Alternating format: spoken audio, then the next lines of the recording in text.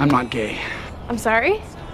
Just because I have short hair and a great body, I don't want you to think I'm gay. Okay. I mean, I slept with 17 different women, and not one of them was a man. Fine. I've got a girlfriend, 2 girlfriends. I'm obsessive compulsive, but I'm not gay. Everything is ready, my darling. Do not be afraid. Soon we'll be together again.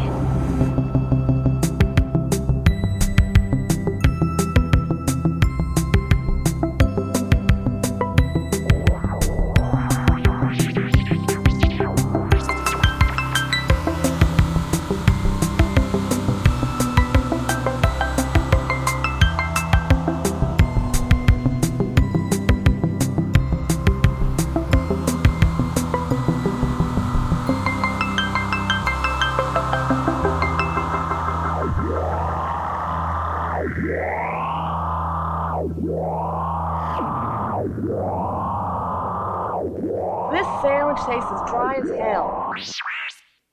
Hello and welcome to Hello, This is the Doom Show. I am the Shrieker.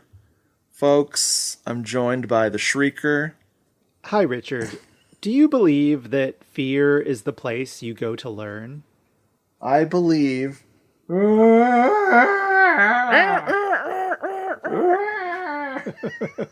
There, I shrieked it up.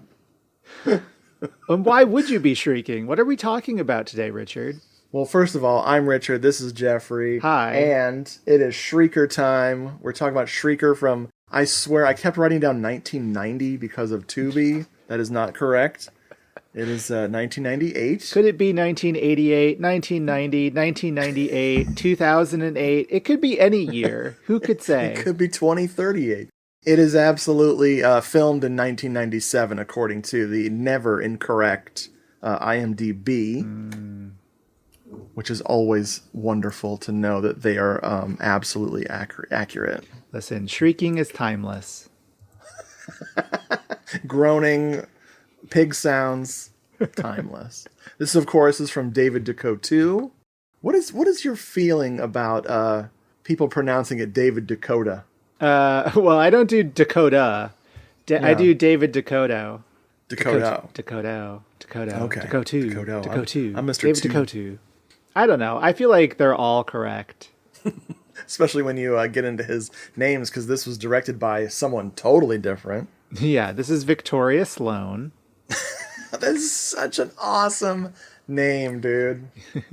Oh, man. If David DeCoteau, if he happened to decide to transition, I think that would be his new name. Victoria Sloan would be pretty badass. Mm-hmm. That would be awesome. So, you know the deal with David DeCoteau. He's a wonderful man, director of many full moon productions in this period. Oh, yeah. This comes sort of right smack in the end of the glory days of full moons. Full moon's output. You know, some still may say full moon's doing a great job. I would say they peaked right here. Oh boy. So I really want to talk about the writer of this film, who's really interesting to me as well. This is Neil Marshall Stevens, who's credited here as Benjamin Carr, because why not? Neil was a collaborator with David DeCoteau in so many of these films from this period. Talisman, Totem, Killer Eye, Witch House. He's the writer of all of those. He also did some other big full moon productions from this period, like Head of the Family, The Creeps. But I also want to point him out for something that I don't know if you're familiar with. I love these so much. They're the Moonbeam Entertainment films. Are you familiar with these? Are these the kids' movies? Yeah, they are. Yeah, they are. You have mentioned them before, but I have not. They're not seen any of them. So wild. Some of them are like relatively wholesome, but just deeply, deeply weird. And the others are like goopy, weird horror movies. This Neil Marshall Stevens, he wrote Shrunken City, Clockmaker, Train Quest. That's a good one. And one of my favorites, Phantom Town. I would love to do Phantom Town on this show with you. I think you'd really enjoy it. I'm into it. But his biggest claim to fame as a screenwriter is a very popular film, 13 Ghosts, the remake. Oh my God! Wow. I feel like That's you can feel it a bit. You can feel it from his full moon and moonbeam films. Like, this man is going to go on to write 13 Ghosts one day. My thing with that movie is like, I remembered the original being so much better than it was, and I never disliked the newer one. It's freaking wonderful.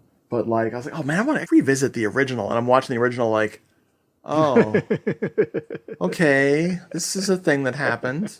Yeah. It has some neat stuff in it, but overall it would make a great trailer. Sure.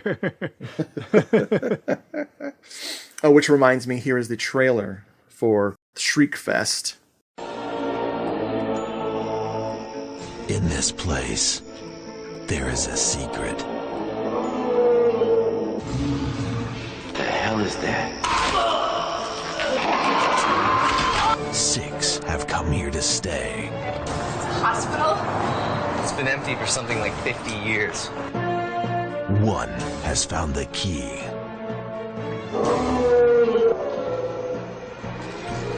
To unlock the mystery. Somebody in this place has stumbled onto something, and they're getting close. Trapped within its walls.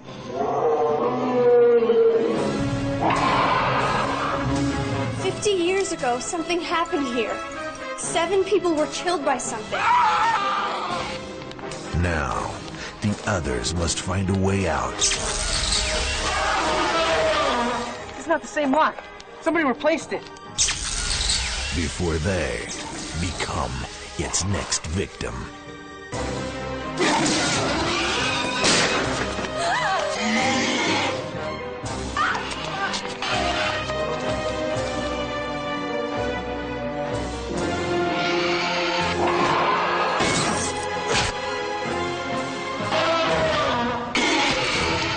Shrieker. If you hear it, it's too late. And of course, spoiler warning, we're going to spoil this stuff. Before I forget to say this, oh my God. Folks, if you need your David DeCoteau stuff, you need to find out all the important details about that guy, listen to our Talisman episode to hear Jeffrey's David DeCoteau decoder with all of the important stuff, all the important titles you need to check out. So I forgot that I did that. That's great. Oh yeah. The decoder. So here is the back of the good old full moon VHS tape. This is what it says about Shrieker. If you hear it, it's too late. It strikes with what? Sorry, I had to do it. What? I had to do the sound, the shriek. Do it without me talking. It's so hard. I'm not a pig, so it's hard for me to get my vocals to this register. Wee wee wee. There you go. Perfect. Here's the plot. It strikes without warning. It can morph through walls, ceilings, floors. There's no place to hide. Behind every corner lies a potential doorway to death. After 50 years, the Shrieker has been summoned again. 5 will die tonight. The 6th will become its master. When you hear the sound of its voice, your time has come. 1 hour, 15 minutes. I want to quibble. I don't think we ever see it phase through a ceiling. No, through the same brick wall over and over again. Yes. Yeah, that's all it does. Oh my God. It's so funny watching these things on Tubi. Because I'm like, oh wow, an hour and 15 minutes, amazing. An hour and 12 minutes, awesome. And I'm like, hour and 40 minutes later, like, hold on. Now I just ordered a bunch of Febreze. Fuck. Need all my plugins. No. So yes, the film starts with the most plainest font ever. They could not afford papyrus. So they said, what's cheaper than papyrus? And they said, whatever this default font is that comes with the software. And of course, because of the VHS to HD porting over they did, the text is all like squiggly looking from not being what's the word? The anti-aliasing. It's beautiful. We get two beautiful guys who work at a hospital, and we're supposed to believe this is the 1940s. Yes. Because it looks like the one guy is reading what every red-blooded man was reading. The Saturday Evening Post. The Post. I do my curls with a copy of the Post. There's also an I want you for the U.S. Army sign in the background, again to really put us in the time period. Man, the big money. Of course, I love that he's reading a vintage copy. Somehow he only buys the tea-stained, weathered versions. So maybe they're cheaper. Those things weren't meant to last. They were old when they were new. Exactly.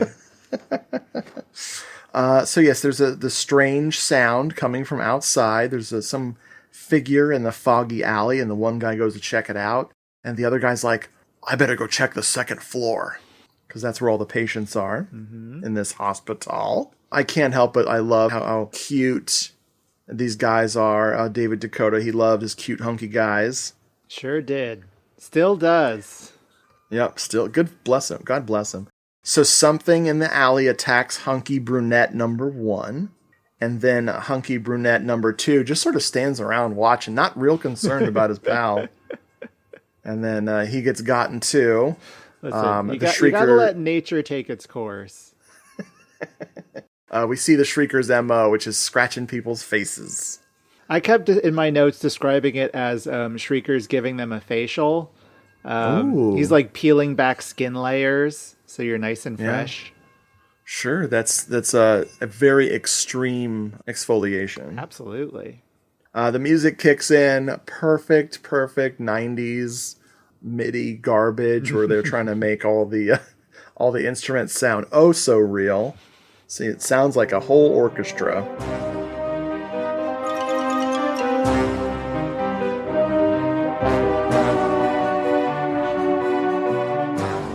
We have an interesting edited by credit. I was very surprised to see this was edited by J.R. Bookwalter. Sure was. This was actually his first film that he edited for Full Moon. He went on to do some more after this. That's cool. Yeah, folks, look him up. He's got quite a career. And then the music is interrupted by Gravel Man. He's the gravelly voiced narrator who will not be back later. But he has a very complicated origin story to discuss the Shrieker, but also the vaguely Lovecraftian talking to describe where the Shrieker comes from and who would have summoned such a thing. Yeah, this is our first of many lore dumps in the film, and which for a film that's barely over an hour long, you wouldn't expect as much lore as we get, but oh boy, there's quite a bit. Oh my god, it's wild. It's wild. We're gonna get a lot of it. We're gonna get a whole lot of it. You're gonna understand everything about this. This is why there's all the Shrieker novels that came out after this movie. It was so big. We cut to a beautiful California day as a gentleman named Zach and a lady named Clark are walking and talking, and they're talking about squatting. I'll just leave that sentence hanging for just one moment longer. Squat talk. Squawk. She needs a place to live. They're college students. They're broke college students, and she's from she's one of the original characters from the pilot of Two Broke Girls. Maybe not. She's a math major, we find out. Oh man. Zach is asking her like, "Hey, so what's your major?" It's not something pointless like media studies or education. LOL. Brutal. Thanks a lot, Zach. You're part of the problem, not the solution. But yeah, math major, and she never discusses anything beyond MATH. That's it. That's all I needed to know. He comments on how, where's your glasses? Yeah. She should have responded, "Hey, Zach, why is your hat?" because he's wearing this beautiful cream-colored beret. Yeah, they make a beret joke later about this another character, but he's the one wearing the fucking beret. I guess it's more of like a Kangol hat, That's than what a it beret, is. but it's man. boy, it's so bad looking. Yikes. So they get to a place. He makes her promise not to reveal this secret location where they're going to be living. And it's an abandoned hospital, and there's lots of rules. It's a very the first rule of Fight Club kind of a situation. The rules are amazing. It's great housing for free, but you can never tell anybody about it. You can never give anyone your address. You can never bring anybody by there. All your mail goes to a P.O. box. No calls except through a cell phone. Now those are the absolute rules of the house. Okay, I get it. You're squatting. Some might call it that. Well, what is it? An old house or a building? What? He takes her upstairs to the roof or a courtyard and introduces them to the other squatters. Jeffrey, tell me about these people. So first of all, stop calling them squatters. It's rude. They are urban pioneers. Oh, my bad. Yes. My yes. bad. So these pioneers, we got a bunch of them. So there's Zach of the cream-colored beret, who is bringing Clark there. First of all, he does introduce Clark to them, and they're like, that's kind of weird that your name's Clark. You're a girl. And she says, it's a Protestant thing. You wouldn't understand. Okay. They talk to Mike is introduced to us. He's the one who introduces himself by saying, this is his first words in the film, "I'm not gay. I've slept with 17 different women and none of them was a man." Dude, turn the movie off. We're fucking done. This moment should have been saved for later in the movie. This guy introducing himself as not gay Mike is a absolute humdinger. This feels like David DeCoteau calling out someone he knows, because it's just so weird. The whole movie comes crashing down in this moment. I love it. And I absolutely adore it. It is important to note that he's shirtless during this scene. He's the ultimate DeCoteau boy in this particular film. And he says one of his like why people think he's gayisms. Just because I have short hair. Exactly. It's like, okay, I forgot that short hair was a gay thing. I mean, that's why my grandma thought I was gay, because I had my head shaved. You got that short hair those days. Yeah. Yeah. She called me out, bro. She outed me to the family. We also meet other colorful characters like Tanya, who is the pamphlet distributing Marxist who lives in this commune. She's fun. I don't feel like they take the joke far enough to be really fun or to make Tanya much of a character beyond giving out pamphlets to people. But that's fine. We also have David, who is the most antagonistic towards Clark throughout the movie, and is definitely the most recognizable of the actors in the film. I was just going to say. This is played by Perry Shen, who's credited as Perry Allen, which is like Barry Allen, the Flash. Ha ha ha. Hey. Perry Shen is, I think, most well known. Like, I recognize him most from the Hatchet movies. Yeah. He's in like all of them. He dies in all of them, I think, but he's like playing another family member of the same family who just happens to look exactly like him. And lastly, and most importantly, Elaine, who is introduced to us with, "This is Elaine. She's a bit quiet," and that's about it. Dude, that's how the girlfriend in the Evil Dead remake, that 2012? Yeah. Yeah, that the girlfriend that's like, "Hey, I'm girlfriend. I'm going to wait around until I die horribly. I'll see you later." Hi, I'm girlfriend. I recognize this dude from a movie that you never hear anybody talking about ever anymore. 2004's The Hazing. Nice little, low budget, Evil Dead kind of rip-off movie with sorority babes and fraternity bros on Halloween night, and shit goes crazy. And Brad. Oh no, wait! It's not Halloween. It's a costume pledge fraternity party. Gotcha. Interesting. Yeah, it's pretty fun. Pretty check fun. it out. I wrote in my notes that this is my favorite version of Friends. I think they made David too much of a dick. I think they should have made him a little more charming, because you know that guy can be charming. He can be funny. For sure. Yeah, But not instead so he's much just, here. oh my God. He has a whole ward of the hospital to himself, and he says, I got a lot of stuff. I got a lot of stuff. I cleaned it out myself. It's mine. We learn various other things about this hospital, like they have a real rat problem, and also that every Thursday is Big Garbage Day. I don't really know what that means, but I like it. Big garbage, not your small garbage. That night, we see the silhouette of the Shrieker, and in here it's non-shrieking groans as it's rambling around the frickin' hospital. And then we find some arcane symbol drawing. And I wrote in my notes that they shouldn't be worried about these arcane symbols all over the place. It's just someone doing a self-directed study. And then Clark, she really wants to investigate these sounds she's hearing. So she grabs a flashlight and goes and explores the Silent Hill portion with the fog machines. Who does she meet, Jeffrey? So eventually she's like, I'll deal with these rats. And she goes down to the basement where she meets a character I refer to as the Clapper. And why is he the Clapper? Because he claps a clap on, clap off light switch that he's installed in the basement and that he's really proud of. Because it's me, I'm going to drop a commercial for the Clapper right here.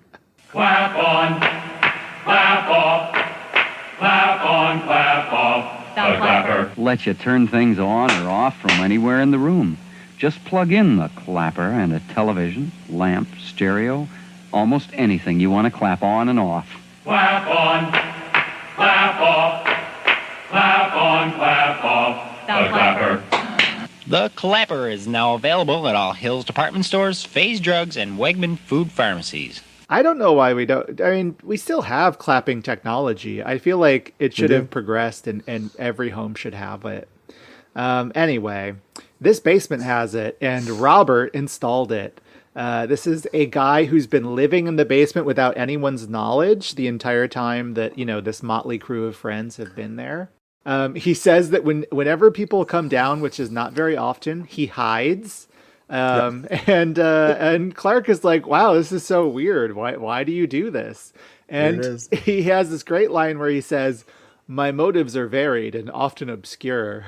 Oh my God. Which sounds like something out of a frickin' Matt Farley, Charlie Roxburgh movie. Does. That sounds so much like it. Yes.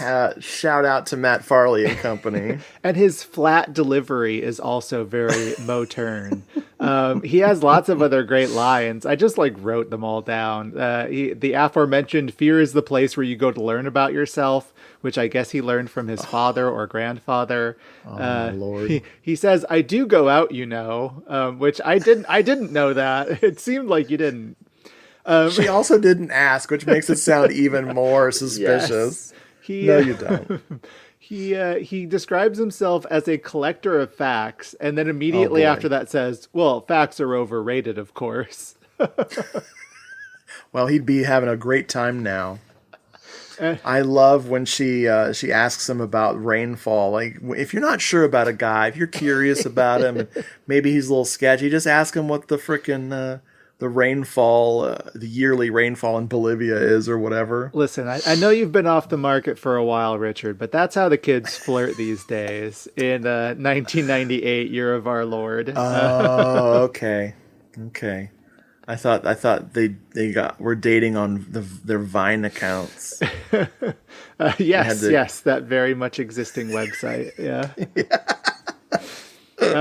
She does learn a little bit more about the Shrieker, which she gets that name from him. He's like, have you heard about the Shrieker? Someone's been messing around with some arcane stuff, which mostly is bullshit, but about 1% is not bullshit, he tells us. So, all right, we've got some breadcrumbs leading us on our trail. So good. So good. The breadcrumbs is just protein powder for all the ripped dudes. Yes. Yeah. And mix it up into a shake in the blender. So we've got some hilarity where Clark has a scratch on her back from either bumping into something in the dark, or maybe the Shrieker got too close to her. I can't remember how she got scratched, but her pals notice this, and I think it's who's the communist girl? What's her name? Tanya. Thank you. I think Tanya starts to it's intimated that she's sewing up the wound or cleaning the wound, but she's cleaning the wrong side. Leetta was like, wait a minute. But you can't see what she's doing at all, so it's very awkward. Listen, these students don't have health care. No. I like when she breaks out her almanac and confirms that he was absolutely right. Wow. About the rainfall. That was good. He knows so many things. And of course, the sexual tension is finally boiled over, and we get a makeout scene where Clark and Zach make out. Very cute. They've been having a will they, won't they for the first 20 minutes of this movie. Well, I mean, she asks him, do you believe that fear is a place you go to learn? And he's just like, wow, I have no idea what you're talking about. And then they start making out, which makes it even better. Oh my God. The fundamental lack of communication between the two of these. They're going to have the worst relationship on earth. It's going to be so bad. Oh my God. It's so funny how terrible they are. Meanwhile, David is just being awful. David just keeps fucking berating everybody. Oh my God, I'm so tired of this character. That's what he does. What a jerk. Is there a fake out where it seems like the clapper is going to get gotten by the Shrieker?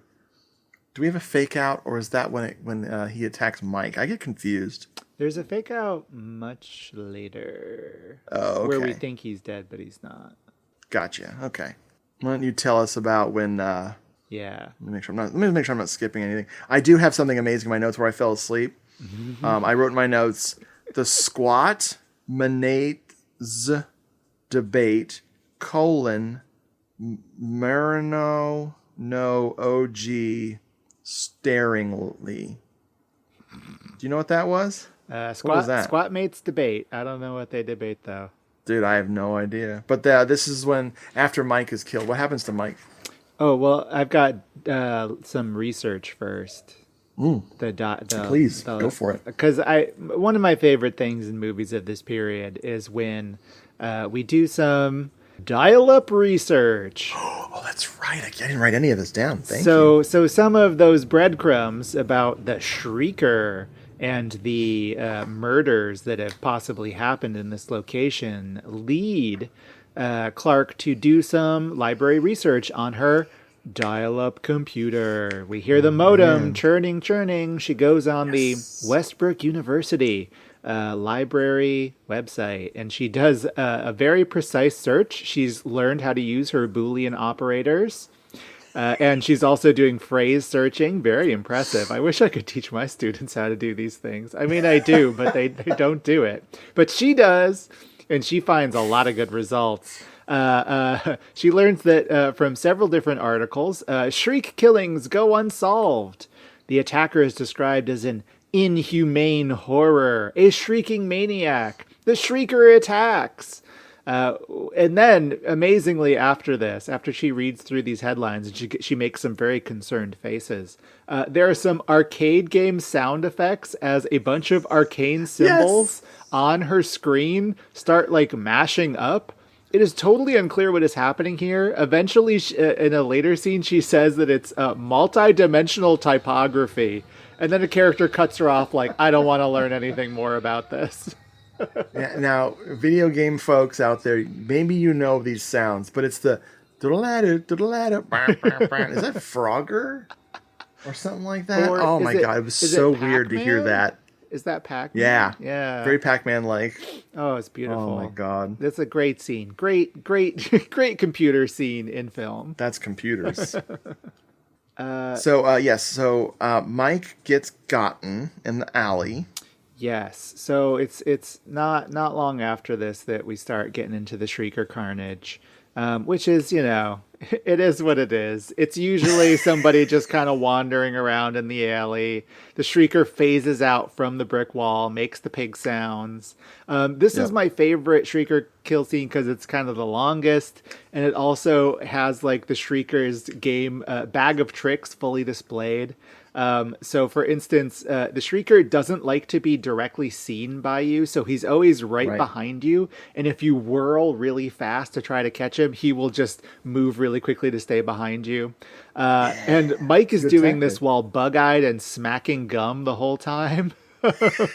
There's also an empty tuna can toss fake out where there's just like, I guess, presumably it's the Shrieker who just throws a can of empty tuna. Oh, it's beautiful. And then this is like in Last of Us when it's like, this one can reason, this one can think. It was hunting me. Did it throw a can of tuna? I don't think so. And then, you know, the Shrieker eventually gives Mike that facial while we do an extreme close-up, and bloody-faced Mike just goes, I'm so exfoliated.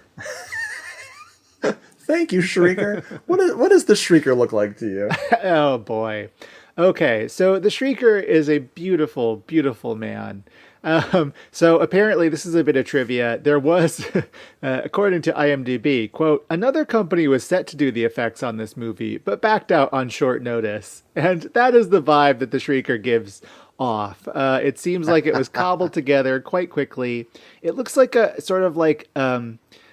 So it's got two heads, but both of those heads sort of look like a chimpanzee skull that's had its skin ripped off.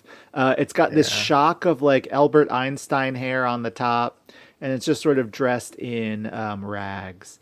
You see the Shrieker really clearly on the cover of the VHS. On the box art, but you do not see the Shrieker ever very clearly in the film, and that's because they were clearly sad about it. In the flashback at the beginning, it's sort of wearing a hospital gown. Yes. Yeah. Okay. That's the way I was remembering it. Yes, it does change outfits later, so it's like he got an outfit upgrade. So after the discovery of Mike, they decide to go hunting this Shrieker, and we hear that famous Aerosmith song, David's Got a Gun. Yes, of course, David would be the gun-toting asshole of the group. Go figure. He's got a lot of stuff. Yep. So paranoia starts to sink in between all these characters, because no one wants to believe this Shrieker legend. So everyone's kind of like, oh, maybe it's you. And someone says, I'm tired of this Scooby-Doo bullshit. Love that. But Zach sounds legit insane, so I don't really blame anyone for thinking that Zach is crazy and he's the one doing it. It's very fun. I don't know what kind of Halloween bullshit you're pulling here, but I want you out of here. Hey, who the hell put you in charge? I was here first. I found this place. I staked it out. I'm trying to preserve it. You know, Zach, you don't try to think with your head instead of your dick. Hey, fuck you. You think I don't know what this is about? This is like some kind of fucked up Scooby-Doo episode. You're trying to scare us out. Maybe you and Zach work the whole thing together. What's the matter? Want the whole fucking hospital for yourselves? Fine, I'll leave. I'll find someplace else to stay. No, you don't have to go anywhere. But then we get the amazing reveal of what's going on here. What is Elaine's secret? So it does become a whodunit for a while, like where it's like, well, people are dying, there are all these bodies, and they even start to believe a little bit in like the Shrieker stuff, like the lore. But eventually it is shown to us, oh no, it's the quiet one. It's Elaine. Elaine just standing in the alley, of course, pulls off her shirt to reveal a lacy bra underneath, but more importantly, some cool arcane tattoos on her tummy. She says, in case you're wondering, these are symbols of power, as she's rubbing her tummy sensually. She says that basically the symbols mean that she is in control of the Shrieker, basically, that the Shrieker can't hurt her. It's kind of like a vaccination, she says. And that she is commanding the Shrieker, kind of, to kill 5 people so that she gets power or something. It's a little unclear. In fact, her motives for doing all of this are really unclear too. They ask why, Clark's like, "Why are you doing this?" And she responds rhetorically, "Why am I doing this? You wouldn't understand. It's hard to explain. It's horrifying, but thrilling, really." She does not explain why she's done that. I love this movie's ability to tease stuff we want to see. Like, you have a character who, in an older film would have gotten naked, teasing nudity with a sexy bra, but also she's teasing stuff that would have been cool in a movie. Well, sadly, Elaine starts itching her back. Ow, it burns. What's wrong? Oh no, she has the arcane symbol mashup on her back, and that means that the Shrieker is going to attack her now. And it does, and it slaps her with its claws, and she's dead. And why is that? Well, it turns out the real villain was Clapper, who we thought was dead, but he's not. He's alive. Yes. We had a fake out where he got shot in the stomach accidentally by David or somebody. And of course, those were blanks. But now there's no more blanks in the gun. Now it's real bullets. So real. He says that he conspired with Elaine. He drew those fake tattoos on her tummy. But he says he did it because, quote, "it became clear to me her motives were conflicted. She was unserious," which I do have to agree with. However, his motives are also unclear and vague. I don't know why these people want to control the Shrieker. He's more sincere. Okay. In his vagary. Are those girls being bad? No, I was just clapping because he's Clapper. I was clapping. I thought you were trying to get. No, I thought you were trying to distract your cats from doing something bad. Oh no, clapping would do nothing to them. They think you were applauding them like you were. They are unmoved. So Clark is a smarty, and she figures out how to get rid of the Shrieker, and does some spelling of her own. Yeah, and the Shrieker goes bye-bye. And she stabs it. Yeah, that worked. Oh. I mean, I think that's what she did. I didn't write that down. I know the Shrieker has a special effect and disappears. Yeah. Very special.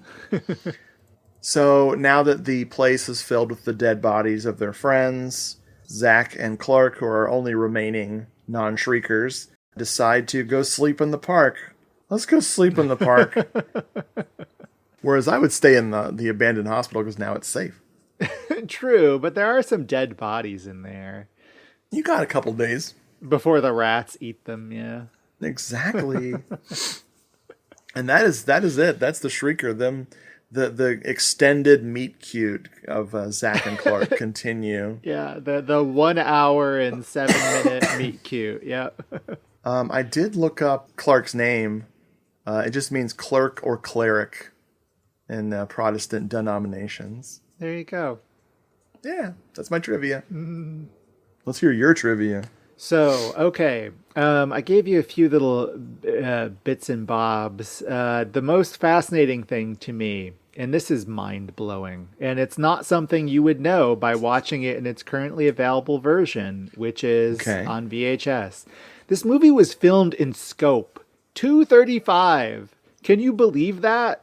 Oh my God. Because it's cropped 4:3, for the VHS. I'm sorry, Jeffrey. It is. I believe it's cropped less than 4:3. The version on Tubi is tight, and I mean, I thought it was weirdly more than a VHS screen aspect ratio. It was very weird. Yeah. So I hope that one day, Full Moon has been slowly but surely releasing their films back on Blu-ray in pretty nice copies. So I hope one day they return to these DeCoteau classics and put them out. But I will say that if you watch the closing credits, you will see that they're very clearly in 235. They're in scope. The whole film was at one point. I would love to see. We'll see the entire alley in scope. I want to say the trailer I played, I found a trailer for it. I think the trailer is squished in a weird, somebody, when they ripped it weird. But I think it's a widescreen trailer for this film. So, I mean, I'm still getting over the fact that I have frickin' Sorority Babes and the Slime Ball Bolorama in widescreen. Like that, I never suspected that movie was a widescreen movie until I had that version. I was like, wow. Yeah. Really? Yeah. So that's cool. David was doing beautiful things. Was Nightmare Sisters, was that also? Yes. Yeah, it is. I think That's so. incredible. Yeah. Because I just haven't watched that in a while. But I have the Vinegar Sandstorm freaking movie. Yeah, the only other one from this period that of DeCoteau's that was put out, I believe, other than maybe the Puppet Master movies he did, which I know those are out. Beach Babes from Beyond recently-ish got a release too. Nice. So here's hoping. Yeah. So apparently, also according to IMDb, there was a sequel that was planned where the Shrieker would return with 3 heads instead of 2. Beautiful. That's cute. Here's a piece of trivia that you would never expect. The film was shot in 6 days. How did they manage to do that? Oh my god, the intricacies of the story, the blocking. Oh my god. But my last piece of trivia and my favorite is that this is a Full Moon production, and you know, even with some of their not so successful ones, you should know what to expect.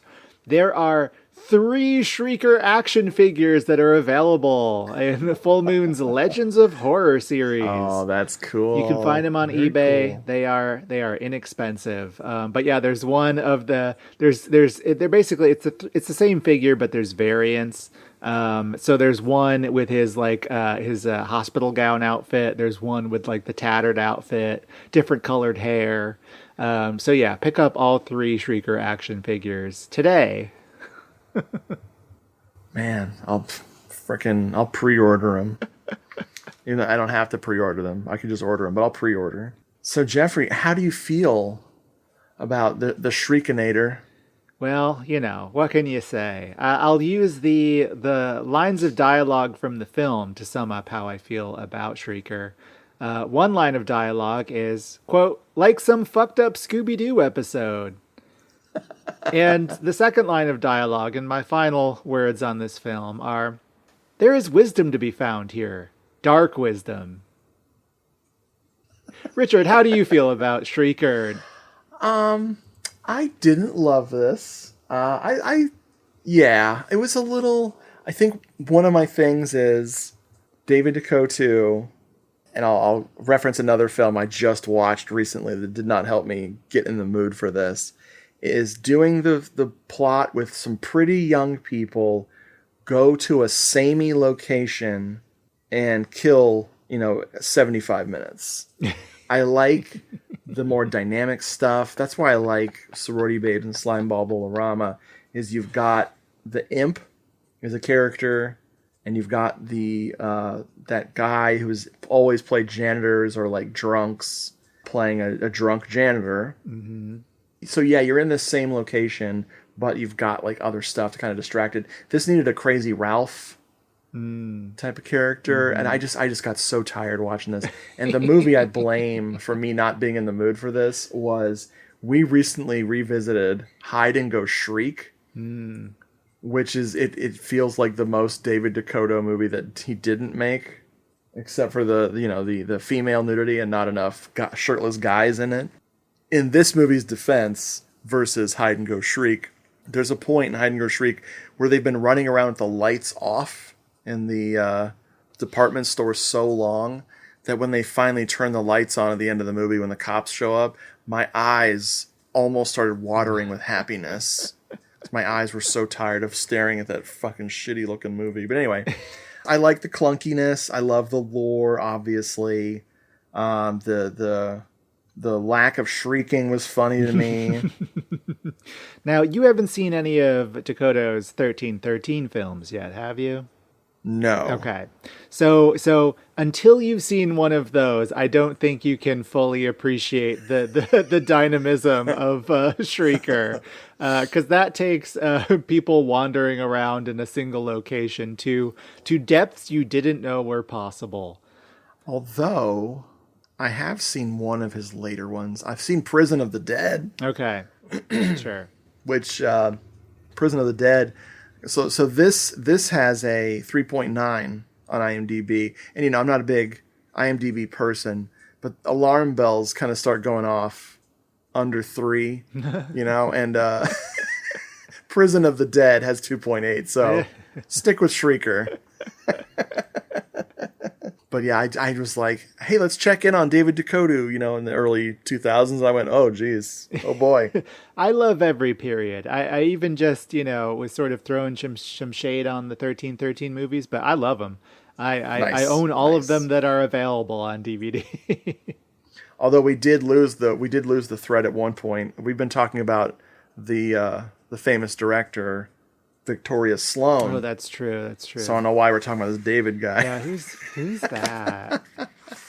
But yeah, as far as like full moon movies released in this time, this is fine. I definitely recommend Talisman more than this. Right. Yeah. Talisman is more DeCoteau than this one is. It's more of a movie. Sure. Yeah, and it's wild. It is wild. Locations are absolutely better. That Romanian fucking castle, that'll do you right.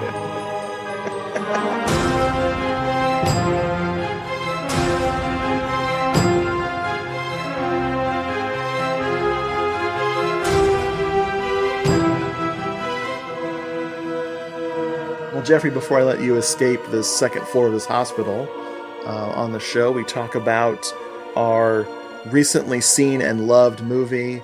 It can be a first-time watch or an old favorite. What do you got? So I'm going to recommend a much more recent David DeCoteau film. This is one that is genre, but a very different genre than you might expect. In recent years, David DeCoteau has largely shifted away from horror and is now making almost exclusively Lifetime thrillers and Christmas movies. So I'm going to recommend one of his Christmas movies, my favorite of those I've seen. It is titled Runaway Christmas Bride from 2017. Oh my goodness. This movie is so bonkers. My biggest criticism of the Lifetime movies he's been making, and like the Lifetime adjacent movies he's been making in the past few years, is that they're actually like pretty competent and nondescript. They don't, sometimes Lifetime movies are the wackiest things you've ever seen. And I enjoy that aspect. And you kind of wish he would bring more of that to them. And by and large, he doesn't. But that's not the case with this one, which I don't think it's not technically a Lifetime movie, though you wouldn't be surprised to see it airing on their network or streaming service. But oh boy, this movie is just so wild. He's really going so outside of the bounds of like what you would expect is like the normal beats for a Christmas romance. I don't want to say too much about it other than to say like you just need to see it. I think it's like it's entering my rotation. It's one I want to watch like every year. It makes me laugh so much.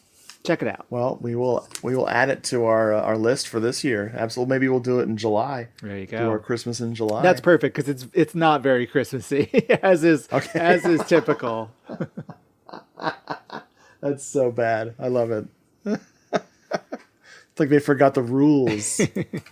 So what about you? What have you seen recently and loved?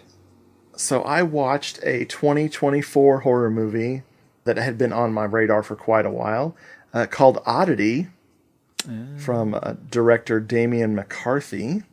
And I absolutely loved it. It was like Insidious or Conjuring, but not shitty. I just really enjoyed this movie quite a bit. It's spooky as hell. And very, very well made, very beautifully shot, full of dread. And it had some, it felt like just a good, solid movie that it didn't have anything embarrassing in it. Didn't break any new ground, but it's a good combination of things. And all of its delivery is solid. The cast is exceptionally good. Love the cast. Nice. Is this an English language film? Yes, this is I believe this is a British film. Gotcha. Yeah, I'd heard about it when it came out. I think it's on. Oh, excuse me, Irish. It's Irish. Irish. Okay. Yeah, I remember people saying good things, and I haven't checked it out yet. It's got a guy from that Leanne and I recognize from Midsummer Murders as one of the leads. He was one of the second Barnaby's detectives. He was DS Charlie Nelson, for those in the know. If you know, you know. I know you're a big Midsummer Murders head. I've watched a couple episodes. There you go. Oh yeah, we've come so far. We like when they switched the main detective, I was like, no, unacceptable. No. And Leanna's like, no, they're good. I'm like, okay. So we've been watching the new ones. They're great. Great show. Nice. When you need your British mystery, your British mystery fix. Mystery. So Jeffrey, let's talk about. Let's give the folks a preview of what we're going to talk about next, because we had a discussion. We're going to come back to DeCoteau, but I think next we should go with something creepy crawly. Something Fragrasso-y. Yeah, we need to get our Film Mirage. I'll get my my Film Mirage Presents t-shirt. What's that in the distance? Is it a film or is it just a mirage? We're talking about crawlers.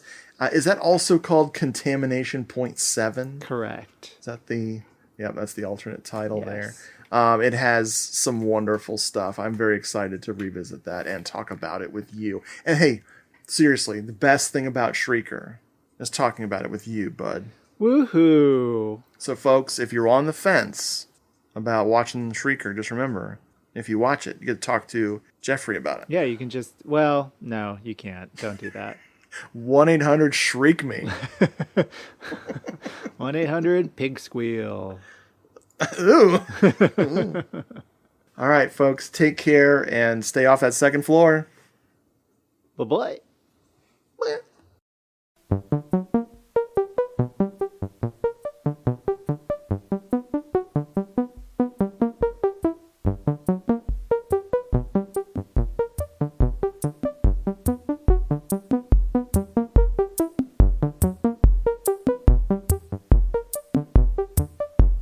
Folks, thanks so much for listening to this episode.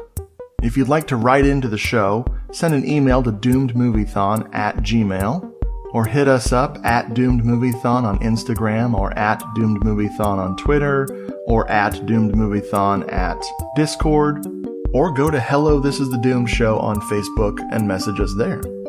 If you want more Hello This Is the Doomed Show, go to doomedmoviethon.com and click the podcast button for the archive, or go to YouTube and look up Doomed Moviethon and you'll find the classic episodes of Hello, This Is the Doomed Show. And if that's still not enough, I have written some books, about my love of movies over on Amazon.com.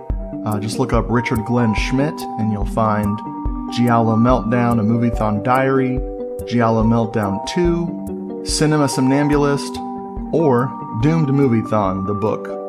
Hello, This Is the Doomed Show is a proud member of the Legion Podcast Network. Go to legionpodcast.com and check out the other great shows over there.